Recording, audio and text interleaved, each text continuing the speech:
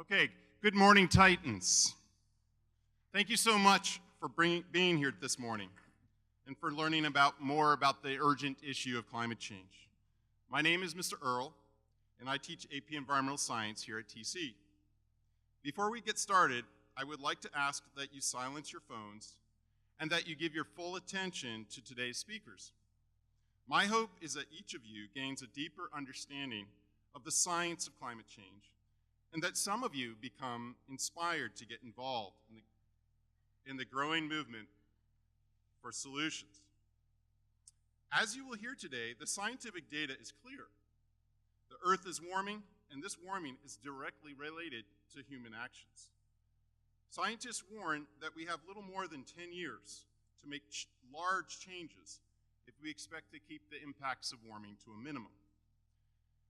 This will require massive investments in energy efficiency and renewable technologies. But most importantly, it will require that we all not only understand the causes and effects of climate change, but that we stand committed as a community to working towards solutions, even when we are faced by those who deny that this is a problem. That's why it's so important that each and every one of you is here today. Students, you didn't create this problem, but you will inherit this problem from your parents and their parents, and generations who have failed to take this issue seriously. Your voices must be heard. I hope today's presentation spark conversations with your friends and family, and that some of you are inspired to take action. As you will be reminded today, when the youth of the world have demanded change, change happens. You are gathered here today largely because of the action of a 16-year-old Swedish girl named Greta Thunberg, who decided to sit outside the Swedish Parliament building starting last August every Friday, demanding action on climate change.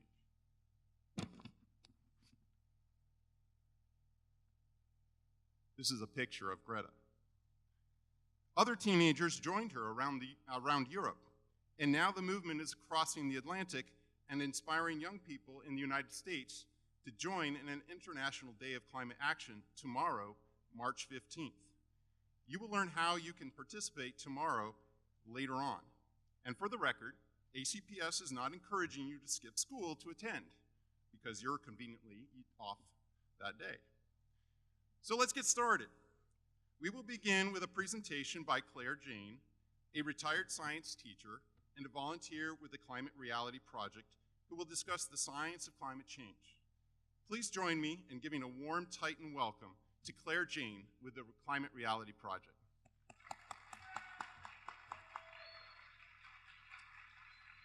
Thank you, Mr. Earl. Good morning. First of all, I'd like to thank all the teachers and the administrators, and especially the students who have come to hear about climate change today. I really appreciate your interest, and I hope you find the presentation interesting and challenging. So we'll get started. This iconic picture of our Earth was taken by the astronauts of the last lunar mission, Apollo 17, in 1972. It is called Blue Marble. For the first time ever, humans were able to see their planet floating in space. And for the first time ever, we realized our planet, our home, is a finite entity. This is our Earth, our home. It is essential that we take care of it. Here we have a picture taken from the International Space Station. You can see the dark Earth in the foreground and the thin blue line in the background with the sun poking through in the middle is the Earth's atmosphere. From this perspective, we see the atmosphere as a thin blue line. It's actually the band of air that surrounds the Earth and contains the life-sustaining gases that allow us to live here. When we stand on the surface of the Earth and we look up into the sky, it might seem like the atmosphere goes on forever. But the fact of the matter is, it's only a few miles. If you were to drive a car, if you could drive a car through the atmosphere at highway speeds, you would reach outer space in less than an hour. It's hard to get even down to Richmond in less than an hour. Unfortunately, we aren't taking very good care of our atmosphere. We're dumping millions of tons of man-made pollutions and gases into the atmosphere every 24 hours. A little background here on the greenhouse effects. Some of you may have already studied this in your science classes. The sun heats the earth by radiation. The incoming energy warms the earth, and the earth in turn produces infrared energy that goes out in space. And unfortunately, we are putting lots of fossil fuel emissions into the atmosphere. This slide shows you the different sources of carbon dioxide and other greenhouse gases. They include industrial process, agricultural processes, the burning of forests, and the worst culprits here are coal, oil, and natural gas production. Okay, for those of you might already know, we'll review a little bit. The hottest years have been the last 4 years. 2016 still remains the hottest year. Some of you might wonder where 2018 fits in this graphic. The news has just come in, and 2018 is number 4. So we're still getting hotter.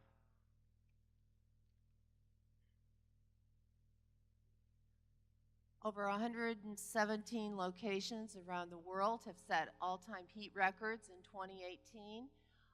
All of these red dots represent areas where previous records were broken. You don't see any dots directly in our area, in the Washington, D.C. area, if you look up there, but you might recall that our summer extended well into October. You probably were wearing shorts and t-shirts to school for a long time, and most of us didn't even turn our air conditioning off until October. Our winters have been warmer. The first 30 days of this winter, our temperatures have been higher than the average.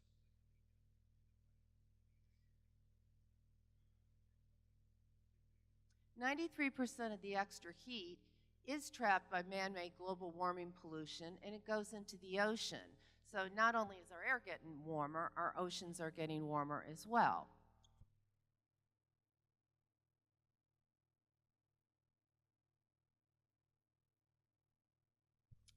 This graph shows you that in the early years of the graph, starting with 1960, that the ocean temperatures were cooler than normal. And in the later part of the graph, starting with, about the year 2000, the temperatures are very quickly getting warmer. There's a really dramatic change here from early 60s to more recent years. We need to really be concerned about that. With warmer ocean temperatures, we have more hurricanes and more severe hurricanes. Here we have 3 Category 4 hurricanes at one time, which is a rather unusual situation in the Pacific Ocean. Here we have a flooding event in India. The extra heat that evaporates more water from the ocean causes bigger downpours and pulls more moisture even more quickly from the soil, causing longer and deeper droughts. This photo shows you this used to be a lake. Now it's a dried up lake bed full of mud cracks. Hotter years have more fires. This graph correlates with hotter temperatures. With hotter temperatures, we have more fire events. Last year's fire season in California was particularly devastating. You might have heard of a fire that was called the Camp Fire.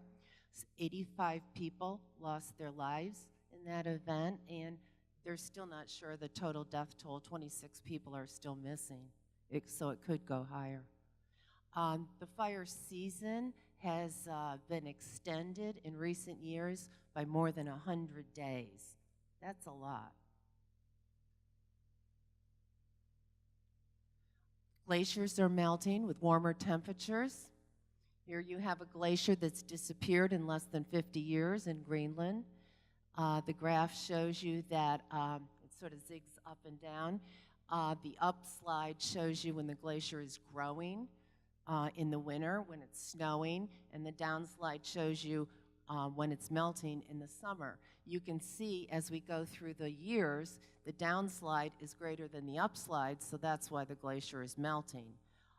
With all these glaciers melting in Greenland and in Antarctica, sea level is rising, and we have to really be concerned about that because there are many coastal cities all over the world that are at risk of being flooded. To take care of these flooding situations, it will cost trillions of dollars, and this graph shows you the top 10 cities that are at risk from sea level rise. Miami's number 1, New York is number 3, the rest of these cities are in Asia. Perhaps most of us have not visited any of these cities. Maybe we couldn't even find them on a map. But nonetheless, many, many people live there, and we need to care about the potential of these people losing their homes and losing their croplands to grow food. It would be a humanitarian crisis of huge dimensions.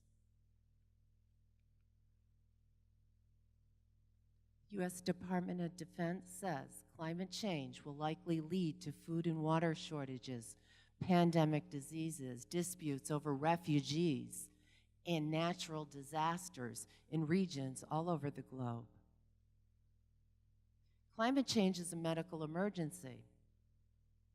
Maybe some of you didn't know that.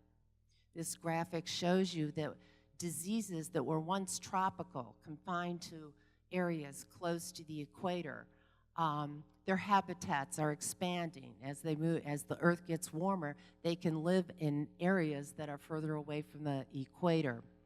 And some of the diseases we've never heard of because they haven't really been an issue for us.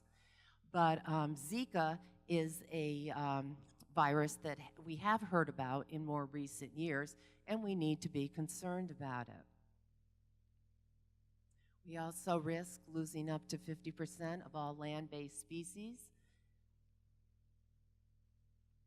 And the cost of carbon adds up. All of these things that are on this list, I wish you could hear the sound, but unfortunately you can't. But anyway, all of these items on this list are related to climate change, and that affects the economy. It's going to cost us. So, unfortunately, I had a slide up here that had you consider these questions, and I don't know what happened to it, but we were supposed to be considering the question, must we change? Did I give you enough information for you to think about this question? Did I? Okay. Did I give you enough information for you to answer the question, must we change? I can't hear you. A little louder. Okay, we agree. So, I'm going to hand the microphone over to the next speaker, and she'll talk about some of the things we need to do. And while you're listening, I want to challenge you to become climate warriors, okay? You're going to do some things that'll make a difference. She's going to talk about some things you can do that'll make a difference. Okay. Thank you, Claire, for clearly laying out the data that shows our climate is changing. You know, when you see slides like that, you can get pretty depressed. But I want to reassure you that we actually have all of the answers. We have all of the technologies to solve this problem. What we need is to be inspired to take this problem seriously. And so we are going to hear our next guest is a very impressive young Titan who is a member of the environmental group CURE, which stands for Community United for Renewable Energy, and she's going to share some of these actions that you can take. Please welcome Riley Casagrande.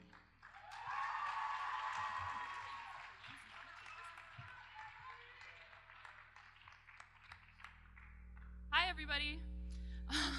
My name is Riley Casagrande, and for those of you who don't know me, I'm a junior here at TC, and I'm one of the founding members of CURE, the sustainability organization here. So the future that you've just been shown looks pretty bleak, but the good thing is that there's something that we can do. And by we, I don't just mean the owners of massive corporations or the presidents of major nations. I mean you and me. So I'm here to remind you of the things that we can do without even going out of our way, the things that we can do to help preserve this beautiful planet. So first, I want to emphasize one last time why it is absolutely imperative that we do these things and that we don't wait another day before we get started. The United Nations Intergovernmental Panel on Climate Change came out with a report just last fall saying continued emissions of greenhouse gases will cause further warming and changes in the climate system, increasing the likelihood of severe, pervasive, and irreversible impacts. I don't know about you, but this report was absolutely terrifying to me. And what was even more scary is the timeline. The report said that if we do not take dramatic action the progress against climate change will be irreversible in just 11 years. That is by 2030. Finally, if the imminent destruction of the world is not enough to convince you to take action, then maybe this will. I want all of you to think about your favorite foods in the whole world. Now, I bet that at least a few of you were thinking of one of these two: coffee and chocolate. I love these foods as much as the next person, but reports have shown that if climate change continues at its current trajectory, both coffee and chocolate will be unable to grow in their current environments. Yes, by being sustainable, you are not only fighting to preserve the earth, but to ensure that you can keep satisfying your chocolate cravings and enjoying a morning cup of coffee. I want you to look at these 4 super adorable animals. What do they have in common? I'll give you a hint. They also share this trait with coffee and chocolate. If we don't change the current trajectory of climate change, all of these animals are at extremely high risk of extinction. On a more local level, I want you to think about the weather we've been having. Claire explained how climate change will cause increased rates of precipitation around the world, and we've seen that here already. 2018 set a record for rainfall here in Alexandria. So why should you care? You should care if you love coffee or chocolate. You should care if you love animals. You should care if you want to keep it bright and sunny here in Alexandria.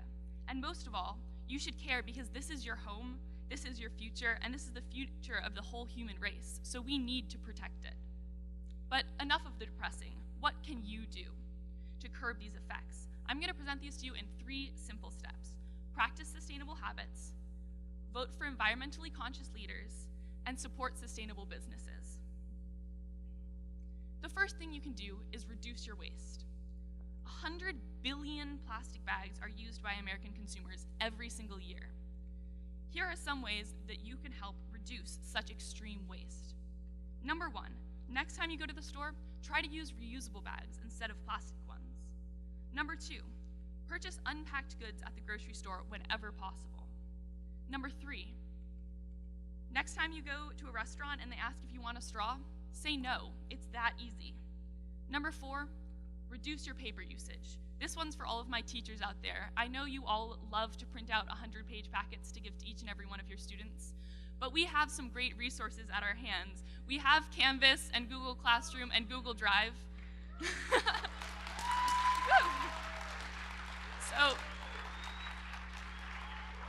So next time you go to the copier to make your copies for your students, consider instead posting the assignment on Canvas.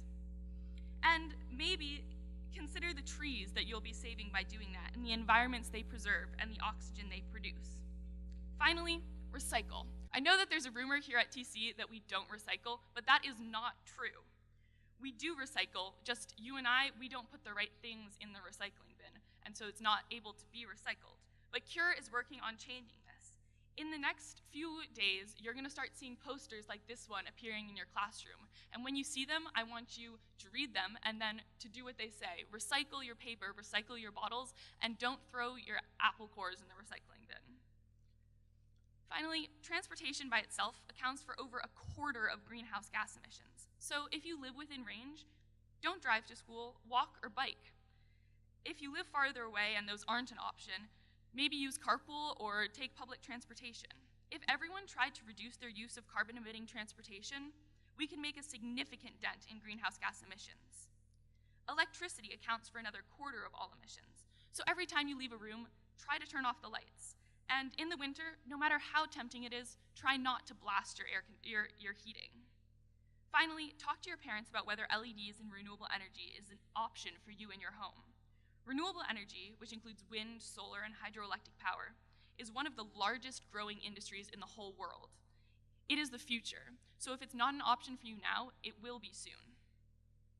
If each of you as individuals makes an effort to live a marginally more sustainable life, the effects will be huge, because it's not just us, it's children our age all around the world that know that this planet is dying. And though it may have been our parents and our grandparents who started the issue, it's now our job to fix it. This is the power of our generation. Although we are millions of individuals, we have common goals that unite us, which enable our everyday actions to have a global impact. But if we really want to avoid the irreversible effects of climate change, as described by the UN, there is going to need to be national and international cooperation on environmental policy. Just because these solutions are big picture doesn't mean that you cannot make a difference. I'm talking about voting. As many of you may know, in 2015, every country in the whole world signed on to the Paris Climate Agreement, which outlines the goal that nations would have net zero carbon emissions by the year 2050.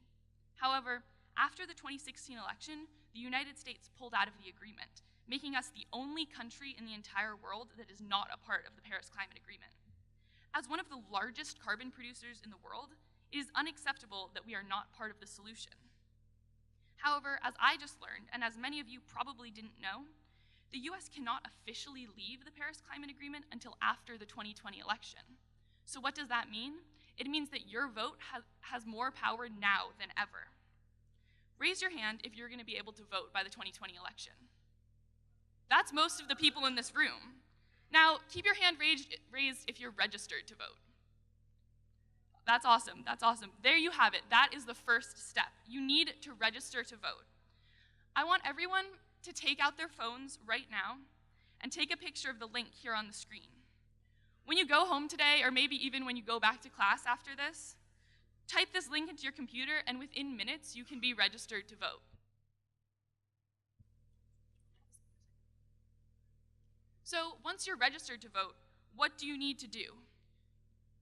You need to educate yourself. As you look for politicians with whom you agree, I encourage you to look at their stance on the environment. Do they believe in climate change? Do they support the use of federal lands for drilling, fracking, and other environmentally damaging practices? Do they support the Paris Climate Agreement? Do they support other environmental policies like the Green New Deal? All over the world, government action enables the most drastic environmental changes. So I beg that when you all go to vote in the upcoming Virginia 2019 elections, and again when you go to vote in the 2020 presidential election, consider whether your vote is a vote for this Earth or against it. And remember, the US cannot leave the Paris Climate Agreement until after the 2020 election, so we still have power to make a massive difference simply by using our vote. The US is not only a democracy, but a capitalist system, and that gives us yet another way to make our voices heard. And by that, I mean using your money to vote. Author and educator Anne Lappé said, "Anytime you want to spend money, you're casting a vote for the kind of world you want." So I implore you, the next time you go out shopping with your friends or order something on Amazon, do a quick Google search on the company's environmental policy, and don't spend money that will hurt this Earth. The money you spend declares what kind of world you want to live in, and I hope that you choose to live in a sustainable one.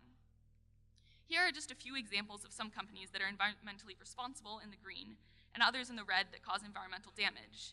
These are just a few on a list of millions. So I implore you to do research and use our capitalist system to advocate for the world that you want. I will end now with this image of our blue marble, because if you're sitting out there and you aren't moved by the prospect of the loss of chocolate or the loss of coffee, and you aren't moved by the prospect of the extinction of hundreds of species of animals, then maybe this image will do it for you. Because in the end, this is what we're fighting for. We are taking action to preserve our beautiful home. Your world depends on it. Thank you.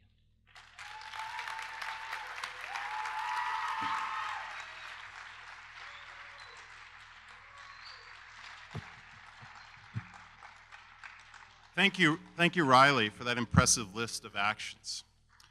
You know, the wonderful thing about taking action is that it helps to solve the problem, but it also makes you feel good. Now we're going to hear from Kenneth Warren. Kenneth is also a co-founder of CURE, and he has been truly inspiring with his work with the school system to upgrade all of the lighting in the schools to energy-efficient LED lights, which will save thousands of pounds of CO2 and save the school system and taxpayers thousands of dollars. So please join me in giving Kenneth Warren a very warm Titan welcome.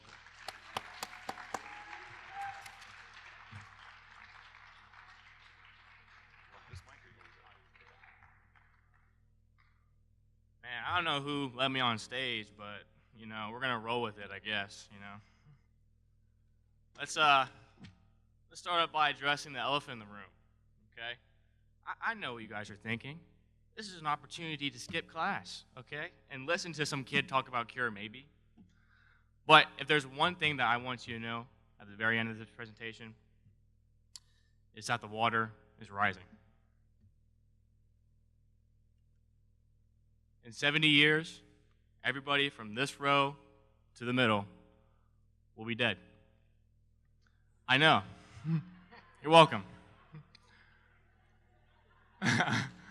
But you'll be dead not because of old age, but because the water is rising. Now, old people tend to say that us youth, they call us young, and they claim that we don't care, and they say that we are kids and we're self-absorbed, and they think that all we care about is going to our coffee shops and buying the shiny things, or maybe even scrolling through the Instagram feed. And listen, you can choose to listen to them if you want to, and you can do and be exactly what they say. But regardless of your decision, the one thing that never changes is that the water will continue to rise. I know personally that I'm tired of being told that my voice isn't valued, that my actions don't matter, and I'm tired of waiting for someone else to solve these problems. I've come to the conclusion that they won't. And I now know that it's up to us. And it's not fair. We didn't cause it. But it's up to us. I'm here to tell you today that you matter. Your actions matter. What you do matters. What you say matters. How you do the things that you do matter. And now I'm going to talk to you about CURE, because I want to promote myself too, right? CURE is a student-led organization that's mission is to combat climate change one student at a time. And we do this through two ways. One, we educate K through 12 students. And two, we invest in school infrastructure so that when we educate, we have the proper infrastructure for students to build on the habits that we've taught them. From 2016 to today, I've been across the globe. And, you know, at 17 years old, I've seen it all, guys. What I have seen, on a serious note, is a little girl in India trying to find clean water to give to her dying mother. The dying coral reefs in Fiji, and the elephants that are in need of saving in Thailand. But the one thing that's always stayed constant, despite wherever I've traveled, is that the water continues to rise. As you have learned today, the planet has gotten hotter through increased consumption of fossil fuels, which has caused our polar ice caps to continue to melt, and the water continues to rise. We don't have the opportunity nor the luxury to be like those before us and say, meh, maybe my kids will fix it. Maybe they'll come up with a solution, because why should I care? I won't see it in my lifetime. But the thing is, we will, because it's happening right now as we speak. And if you don't believe me or my fellow speakers that this is happening, then you are ignoring all the people who die each and every single year from extreme weather events across the globe, from Houston to Dominican Republic, Puerto Rico, Florida, and the storm that happened in Colorado last night. These are all effects of climate change, and it will only continue to get worse. These are places in America, and these are American citizens that are dying. We are the most powerful nation in the world, but yet we cannot stop this. Because climate change, this whole movement, it's not about power, it's not about money, it's about the weather. And when the wind starts blowing and the water starts rising and you lose power and your family doesn't have access to food or water, this will matter to you. But at that point, it will be too late. Because it won't be about your coffee shop, your Snapchat, your Instagram, your car, or any other thing that's important to you today. It'll be about the fact that global climate change has significantly impacted and maybe even ruined your life. This is our chance to do something. This is what it's all about. It's what CURE is about. It's what this movement is about. We are a generation of young people standing up to do something that matters. And a great way to stand up is by joining an environmental organization and helping to become a part of the solution, or like we like to say, become a part of the cure. I encourage you to prove the naysayers wrong and take a stand. Because each and every single day, I go to school with you. And sometimes I like it, sometimes I don't. Some of you are annoying, but that's okay. I'm kidding.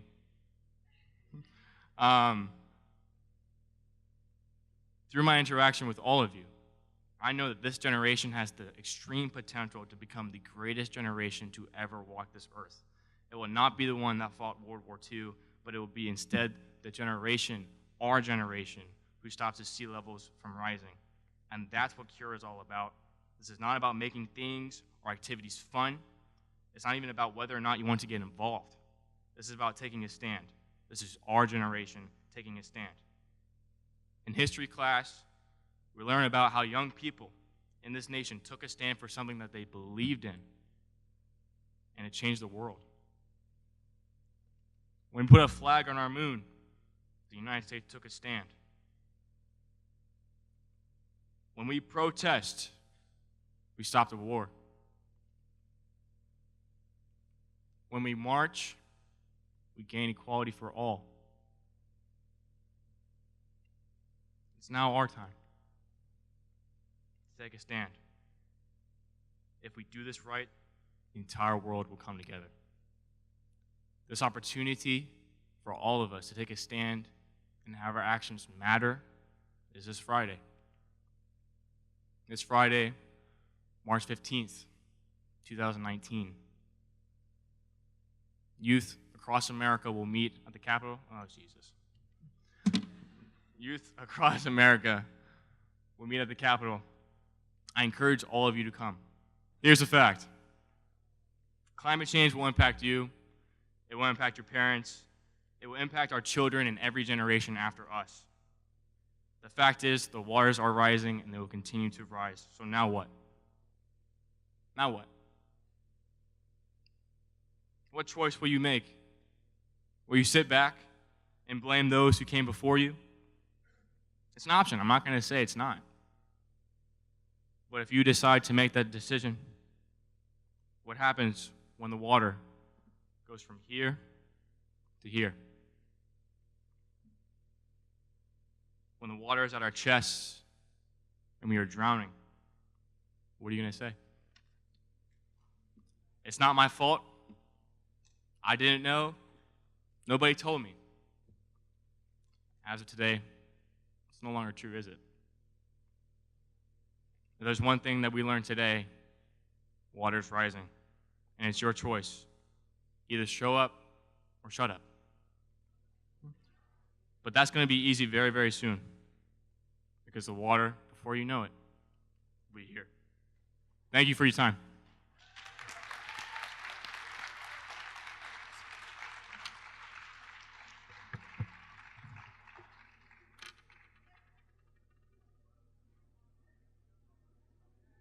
Thank you, Kenneth, for your call to action.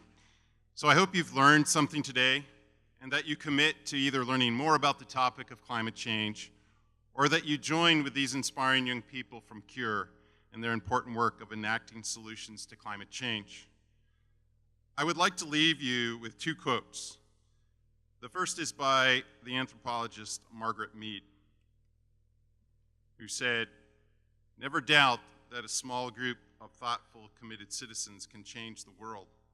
Indeed, it's the only thing that ever has." And the next quote is by Jennifer Nini. It says, "Let's face it, there's no planet B, no matter how tirelessly Elon Musk works to try to get us there." Elon Musk, for those of you who don't know, is the CEO of the electric car company Tesla and also a company called SpaceX, whose explicit mission is to get humans to other planets. But thank you so much for joining us today. Keep learning, take apes, join CURE. Let's get there and stop climate change. Thank you so much.